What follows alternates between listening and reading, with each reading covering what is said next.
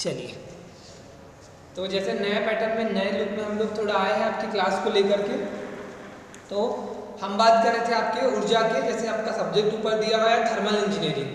Thermal engineering में हम बात कर रहे हैं कंटेन में। अगर हम बात करें कि कंटेन में क्या दिया हुआ है आपको, तो दो तरह के आपके सोर्सेस होते हैं। भाई किसी भी कार्य को करने के लिए हमें जो ऊर्जा होती है उसकी आवश्यकता होती है।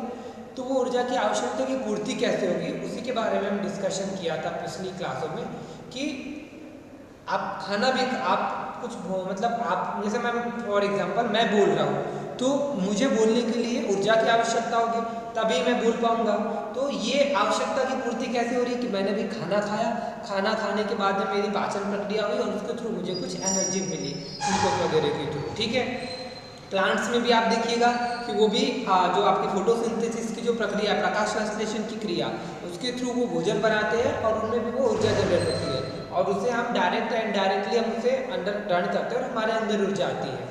ठीक है, तो ये सारे आप देखिएगा कि सभी मनुष्यों को ऊर्जा की आवश्यकता पड़ती है।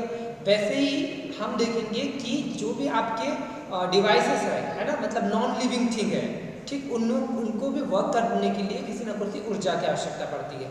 अब हमने देखा उन्हें तो हम खाना तो नहीं खिला सकते, तो उसके लिए हम क्या करते हैं कि उसे हम कोई जो हमारे पास में एनर्जी के सोर्सेस मतलब हमारे पास अवेलेबल है जो सोर्सेस, जैसे बात कीजिए किसी गाड़ी को चलाना है तो आपको फ्यूल लग रहा है, किसी मशीन को चलाना है तो और जैसे डीजल लग रहा है, इलेक्ट्रिसिटी लग रही है, ये अलग अलग सोर्सेज के थ्रू हमें उससे क्या करते हैं, ऑपरेट करते जाते हैं और उससे आपकी ऊर्जा की आवश्यकता की पूर्ति होते जाती है। तो आप देख रहे हैं दिन प्रतिदिन हमारे यहाँ ऊर्जा के जो स्रोत है, प्रकृति द्वारा हमें विभिन्न रूपों में ऊर्जा मिलती है। ठीक, अब उस ऊर्जा को जैसे अगर हम देखें तो वो कौन कौन से रूप है, तो हमने देखा कि एक होता है आपका ऊर्जा के परंपरागत स्रोत और दूसरा होता है ऊर्जा के गैर परंपरागत स्रोत। ठीक, तो ऊर्जा के परंपरागत स्रोत की अगर हम बात करते हैं, जस्ट अ सेकेंड,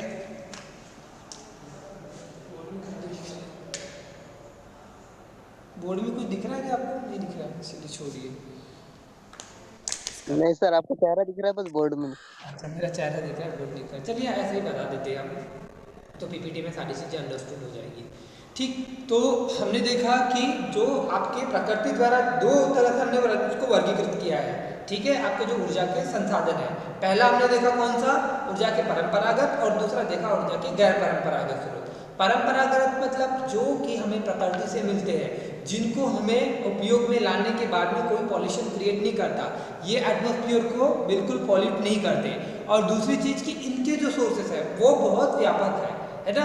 तो ऐसे स्रोत कहते हैं ऊर्जा के परंपरागत स्रोत। ठीक, और अगर हम कहें कि ऊर्जा के गैर परंपरागत स्रोत कौन कौन से हैं, तो इसे इंग्लिश में कहते हैं नॉन रिन्यूएबल सोर्स, मतलब कि जो प्रकृति द्वारा तो मिले ही मिले, लेकिन ये क्या है कि ये स्रोत सीमित है। दूसरी चीज कि इन्हें अगर हम उपयोग में करते हैं तो डायरेक्टली या इनडायरेक्टली ये अपने वातावरण को प्रदूषित करते हैं। ठीक है, तो ये आपके ऊर्जा के स्रोत है। एक और इसमें खामी है कि ये जो स्रोत है सीमित तो है ही है, लेकिन बहुत कॉस्टली भी है। कॉस्टली कैसे, आप सभी लोग देख रहे हैं, जैसे परंपरागत स्रोत की अगर हम बात करते हैं, आपका हो जाएगा सौर ऊर्जा की, हमने देखा जो आपकी वाइंड एनर्जी हो गई, मतलब पवन ऊर्जा।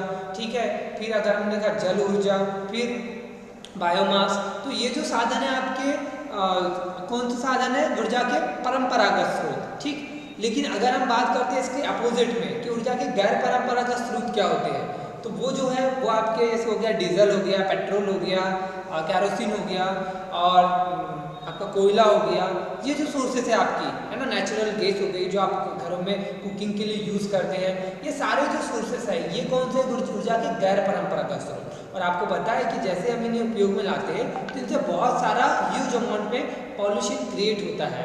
दूसरी चीज़ हमने देखा कि ये महंगे भी बहुत है, जैसे आप ही देख रहे हैं अभी पेट्रोल के काफ़ी प्राइस इंक्रीज हो गए हैं, तो ये देखा, और कुछ दिनों बाद ये भी हो जाएगा कि इनका तो बहुत तेज़ी से उपयोग हो रहा है। जैसे आप देखिएगा कि पहले के समय में बहुत सीमित संसाधन हुआ करते थे हमारे पास में आवागमन के। ठीक है, लेकिन आजकल देखिएगा कि हर एक व्यक्ति के पास में खुद का एक पर्सनल साधन हो गया है, मतलब हर एक व्यक्ति पेट्रोल डीजल कंज्यूम करने लग गया है। पहले तो होता था कि भाई एक बस चलेगी, मतलब उसमें सब जा करके बैठेंगे और एक से ही पूरा काम हो जाएगा, लेकिन अभी हम देख रहे हैं कि एक तो है ही है, लेकिन उसके साथ में अब सबके पास में पर्सनली हो गया। खासकर अभी लॉकडाउन में तो और ज़्यादा इन सब चीज़ों की कंज्यूमिंग रेट बढ़ गई है और सभी लोग अब पेट्रोल का बहुत ज़्यादा उपयोग हो रहा है। क्योंकि उस समय बाद ये सिचुएशन आ जाएगी आपकी कि इन्हें आपको कुछ ना कुछ रिप्लेस करना पड़ेगा, कुछ ऐसे संसाधन आपको बनाने होंगे कि जिससे कि आपको क्या होगा कि जिससे आपकी अच्छे से गाड़ी वगैरह सारी चीज़ें चलती रहे। ठीक है, अब साधन नहीं रहेंगे तो होगा ये कि बंद ना पड़ जाए, तो हमें पहले से ही पढ़कर रखना पड़ेगा, इसके बारे में प्रॉपर स्टडी करनी पड़ेगी और तब जाके आपको सारी चीज़ें मिलती जाएगी। ठीक, तो उन्हीं के बारे में अगर हम इन्हें जानेंगे पढ़ेंगे कि कौन से क्या है कौन नहीं है और कौन सी और नई चीज़ें जनरेट की जा सकती है, कब पता चलेगा।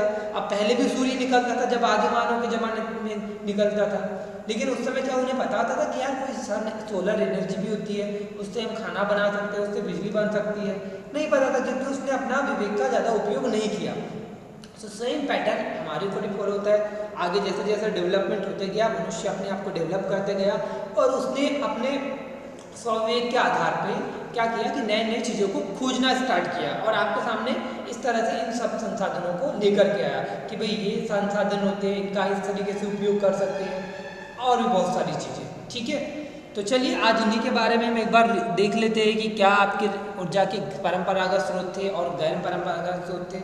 अब देखिए पॉपुलेशन जैसे आपको पीछे दिख रहा है, दिनों दिन अपने इंडिया का तो नंबर ये कंडीशन आ जाएगी कि वर्ल्ड में सबसे नंबर 1 कंट्री हो जाएगी हमारी इंडिया। ठीक है, अब पॉपुलेशन के मामले में अब जब पॉपुलेशन इतनी है तो आप देखिएगा कि इसे ऊर्जा की भी बहुत ज़्यादा आवश्यकता होगी, भाई सभी के घर है, सभी को बिजली पानी इन सब की आवश्यकता होगी। और आप मैक्सिमम देखिएगा कि आपकी लाइफ में जो सबसे इंपॉर्टेंट रोल प्ले करता है वो है आपकी इलेक्ट्रिसिटी। आप मुझे देख पा रहे हैं, अभी क्लासेस अटेंड कर रहे हैं, ये किसकी हेल्प से कर पा रहे हैं? टेक्नोलॉजी तो अपनी जगह है, लेकिन अगर इलेक्ट्रिसिटी न रहे तो कैसे आप अपने डिवाइस को यूज़ कर पाएंगे, है ना। घर में पानी मान लीजिए एक दिन पानी नहीं आएगा तो वो कैसे आता है? लाइट में भी बिजली का काफ़ी रोल होता है, लाइट नहीं रहती तो अंधेरा अंधेरा मतलब बहुत अजीब सा लगता है। तो ये सारा जितना भी हमारी जनरेशन अपडेट कर रही है वो किसके बेसिस पे कर रही है? तो इन्हीं ऊर्जा के संसाधनों के ऊपर, और ये कल को जाकर बहुत बड़ी समस्या बनने वाली है। इससे पहले कि हमें इसके बारे में स्टडी करना होगा, समझना होगा और जाकर के कुछ नए बेहतरीन तरीके अपनाने होंगे जो कि सस्ते भी हो, किफ़ायती भी हो और साथ ही साथ एनवायरमेंटल के दृष्टिकोण से भी बहुत अच्छे हो, मतलब एक वर्ड में कहे तो इको फ्रेंडली हो।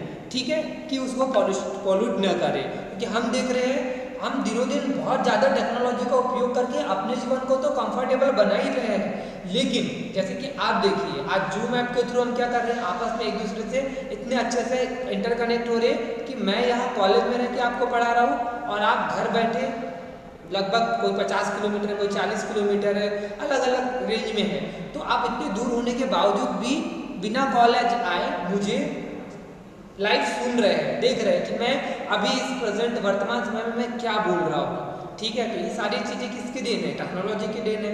तो भाई टेक्नोलॉजी की देन के साथ साथ हमें अब इसका ख्याल भी रखना होगा, नहीं तो क्या होगा कि जैसे कि आज की कंडीशन में हमारे पास में सिचुएशन आ गई है कि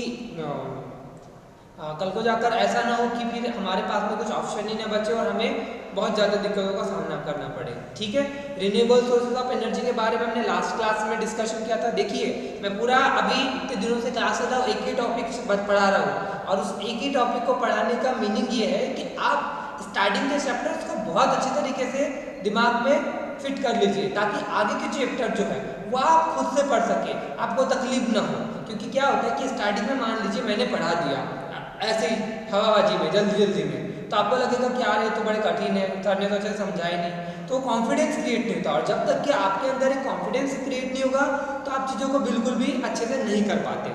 तो सबसे ज़रूरी है कि इंसान के अंदर कॉन्फिडेंस जनरेट होना। आप देखिए एक चैप्टर को आपने बड़े अच्छे तरीके से पढ़ लिया, बड़े इंटरेस्टिंग वे में पढ़ लिया, तो हुआ क्या कि आपके अंदर फुल ऑफ कॉन्फिडेंस रहेगा चीज़ों को पढ़ने का कि यार देखो बड़ी सिंपल चीज़ें, ज़्यादा कुछ कठिन नहीं है। भले ही कोई बताता होगा कि यार ये ऐसा है वो वैसा है, इतना कठिन होता है उतना कठिन होता है, लेकिन हमने तो साथ के साथ में पढ़ा तो ये तो बहुत ही ईजी लगी सारी चीज़ें।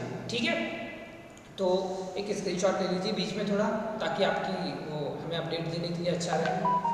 ठीक है, और स्क्रीनशॉट को फिर आप उसमें सेंड कर सकते हैं। ओके, तो हमने देखा अभी हमने डिस्कशन किया था कि जो आपके रिन्यूएबल सोर्सेज ऑफ एनर्जी है, ये सारे सोर्सेज क्या होते हैं कि आपको प्रकृति द्वारा मिलते हैं, इन्हें उपयोग करने पे ज़्यादा पॉल्यूशन क्रिएट नहीं होता। दूसरी एक और खासियत कि ये बहुत बड़ी मात्रा में पाए जाते हैं। खास एक और चीज़ है उसकी कि ये सस्ते होते हैं। अब देखो भाई जो सन अपना लाइट इमिट करता है तो क्या बोलता है क्या कि भाई मैं तुम्हारे घर में ज़्यादा नहीं चमकूंगा, तुम्हें को थोड़े ज़्यादा पैसे देना तो मैं ज़्यादा चमकूंगा? ऐसा तो नहीं होता ना भाई, जितनी प्रकाश आपके यहाँ आता है उतना ही प्रकाश मेरे यहाँ भी आता है ना। सभी के यहाँ पड़ोसी के यहाँ जितना आता होगा उतना आपका भी आता होगा। ऐसा तो नहीं कि पड़ोसी के साथ में अच्छे रिलेशन है तो बोलेगा नहीं यार आज मैं उसके अच्छे से चमकूंगा, तुम्हारे यहाँ अच्छे से नहीं चमकना है। तो ऐसा तो बिल्कुल भी आपका भेदभाव नहीं होता, ठीक है। तो इसे हमें बहुत अच्छे तरीके से उपयोग करना है और आगे के लिए हमें अच्छे ऑप्शंस रेडी करने हैं। आप देख रहे हैं कि आज कोरोना जैसी और भी नई नई तरह की बीमारियां किस वजह से जनरेट हो रही है। तो इसका one of the most important reason है कि हमने अपने विकास का तो ध्यान रखा ही रखा, लेकिन प्रकृति का इतना तेजी से दोहन किया कि इसका बिल्कुल भी ख्याल नहीं किया कि भाई इतने सारे पेड़ पौधे कटेंगे, इतने सारे जीव वनस्पति जब ये डिस्ट्रॉय हो गए तो इससे हमारे जो इको साइकिल के ऊपर है ना, उस पर क्या इम्पैक्ट पड़ेगा। और उसका इम्पैक्ट आप देख ही रहे हैं कि आज की डेट में हजारों की संख्या में लोगों की मृत्यु हो रही है ना। तो कल को हो सकता है कि इससे और ज़्यादा बेकार कंडीशन बन जाए। तो इन्हें ध्यान में रखते हुए हमें सारी चीज़ों को उपयोग करना है, अपना विकास भी करें, लेकिन अपने विकास के साथ साथ हमें प्रकृति का भी ध्यान रखना होगा, क्योंकि आप सभी को पता है प्रकृति है तो हम हैं, अगर ये नहीं है तो आपका भी कोई अस्तित्व नहीं है ना। तो इन सब चीज़ों को तरफ देखना है। तो ये जो सारे आपको साधन दिख रहे हैं, जैसे अगर मैं बता दूं कि आपको जो जैसे आपको दिख रहा है solar, wind energy, hydro energy, tidal energy, geothermal energy, biomass energy, ये सारे के सारे जो साधन हैं आपके, ये क्या है आप देखिएगा तो ऊर्जा के परंपरागत स्रोत है, ठीक है। इनके द्वारा इन्हें आप जलाते तो बिल्कुल भी कोई पॉल्यूशन क्रिएट नहीं होता, ठीक है। और इन्हें आप बहुत सस्ते दामों में आप इसमें यूज़ कर सकते हैं। अब प्रकृति तो आपसे कोई पैसा लेती नहीं कि भैया आप इतनी मिट्टी खर्च कर रहे हो या इतनी ये चीज़ें खर्च कर रहे हो तो कुछ बता दो, ठीक है। तो इतना सभी को समझ में आया होगा और इनके आंसर्स आप बहुत अच्छे तरीके से लिख सकते हैं, ठीक। चलिए, सोलर एनर्जी जो कि इसमें से बहुत ही इंपॉर्टेंट चीज़ है सोलर एनर्जी, कि आप देखिएगा कि सोलर एनर्जी का बहुत व्यापक तौर पे आज की जनरेशन में या आज के वर्तमान समय में उपयोग किया जा रहा है। अब वो उपयोग कैसे हो रहा है वो हम बात करें तो जस्ट अ मिनट। आज हम कुछ एडवांस चीज़ें और आपको बताने वाले हैं, जैसे कि आपको बीच में दिख रहा है कि सोलर एनर्जी का हम तो घरों में आप देखिए कि जो आपका सोलर पैनल्स है उसके थ्रू क्या करते हैं आप लोग कि पानी गर्म करते हैं। शहरों में आप देखिए तो मैक्सिमम घरों के ऊपर सोलर पैनल्स लगे हुए दिखते हैं। एक और हमने एग्जांपल दिया था आपको कि जो सिरडी का साई ट्रस्ट है ना, वहाँ पे हजारों की मात्रा में हजारों लोगों का खाना एक साथ जब तैयार होता है तो उसमें काफ़ी सारी ऊर्जा की आवश्यकता होती है खाना बनाने के लिए। तो वहाँ वो लोग क्या करते हैं, वो भी इसी सोलर एनर्जी का उपयोग करके कैसे खाना तैयार करते हैं ये भी आपने देखा। इसके अलावा अगर हम बात करते हैं तो आप देखिएगा कि आए दिन हर एक कंट्री अपने नए नए सैटेलाइट स्पेस में लॉन्च करते हैं, ठीक है। सैटेलाइट मतलब मौसम के लिए अलग सैटेलाइट, आप देखिएगा कि कम्युनिकेशन के लिए अलग सैटेलाइट और भी अलग अलग जानकारियाँ चाहिए, है ना, या फिर अन्य ग्रहों की जो खोज किया जाता है। इन सब चीज़ों के लिए आप बहुत तरह के आप देखते हैं कि हम लोग सैटेलाइट्स का यूज़ करते हैं, ठीक है, उपग्रहों का। तो आपने कभी सोचा है कि ये जो उपग्रह है ये चलते कैसे हैं? अब वहाँ पर तो स्पेस में तो ऐसा तो नहीं है कि पूरे बिजली के तार बिछे और सब सैटेलाइट को एक एक कनेक्शन दे दिया कि हाँ भैया अब यहाँ से लाइट आएगी। वहाँ तो ऐसी कोई फैसिलिटी अवेलेबल नहीं है, तो वो कैसे यूज़ करते हैं? तो उसका आंसर है हमारे पास में कि ये जो सैटेलाइट्स है इनके ऊपर क्या होता है कि आप देखिएगा कि उसके ऊपर भी सोलर पैनल लगा दिए जाते हैं। तो स्पेस में तो वैसे भी काफ़ी ह्यूज अमाउंट में आपकी जो सन रेस है वो आती है, तो वो क्या करते हैं कि जो सैटेलाइट है ऐसा सिस्टम हम जनरेट कर देते हैं कि डायरेक्ट उसके ऊपर लाइट आए और वो हो जाए क्या, उससे वो अपनी एनर्जी कन्वर्ट कर ले जिस एनर्जी में उसको चाहिए होती है। जैसे कि सोलर एनर्जी को वो इलेक्ट्रिकल एनर्जी में कन्वर्ट कर लेता है और उसके थ्रू आपका सैटेलाइट अपना वर्क करते चलता है। जैसे घूमते हुए दिखते हैं आपको सैटेलाइट, तो ये सब प्रोसेस इधर से उधर डेटा फीड करना। अब सैटेलाइट के ऊपर कोई इंसान तो बैठा नहीं होता कि वो सारी चीज़ें ऑपरेट करे, वो तो ऑटोमेटिक नीचे से सारी कंट्रोलिंग की जाती है, ठीक। तो ये सारी चीज़ें कैसे ऑपरेट होती है, तो with the help of solar energy, मतलब सोलर एनर्जी के थ्रू ही हम इसे उपयोग में लाते हैं, ठीक।